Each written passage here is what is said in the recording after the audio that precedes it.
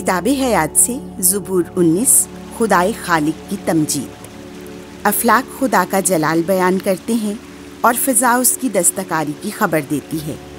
دن سے دن بات کرتا ہے اور رات کو رات معرفت دیتی ہے۔ کوئی کلام نہیں، کوئی تقریر نہیں جس کی آواز سنائی نہ دے۔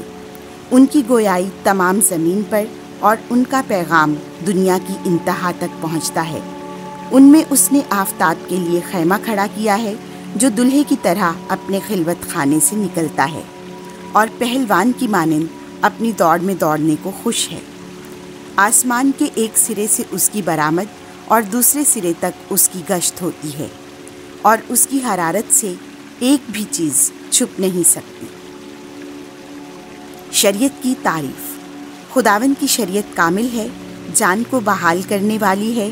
خداوند کی شہادت قابل اعتماد ہے، کند ذہن کو بھی دانش بخشنے والی ہے۔ خداوند کے قواعد راست ہیں، وہ دل کو مسرور کرنے والے ہیں۔ خداوند کا حکم صاف ہے، وہ آنکھوں کو روشن کرنے والا ہے۔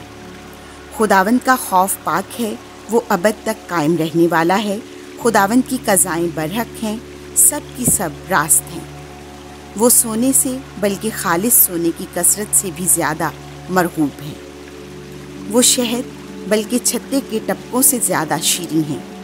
اگرچہ تیرا خادم ان پر غور کرتا ہے، ان کے ماننے کا بڑا مشتاق ہے، پھر بھی کون خطا کو پہچان سکتا ہے؟ پوشیدہ عیبوں سے مجھے پاک کر، تو اپنے خادم کو غرور سے بھی باز رکھ، تاکہ وہ مجھ پر غالب نہ آئے۔ تب میں کامل ہوں گا اور گناہ کبیرہ سے صاف ہوں گا۔ میرے منہ کا کلام اور میرے دل کا خیال تیرے حضور مقبول ہو۔ اے خداوند، اے میری چٹان، اے میرے مخلص۔ آمین۔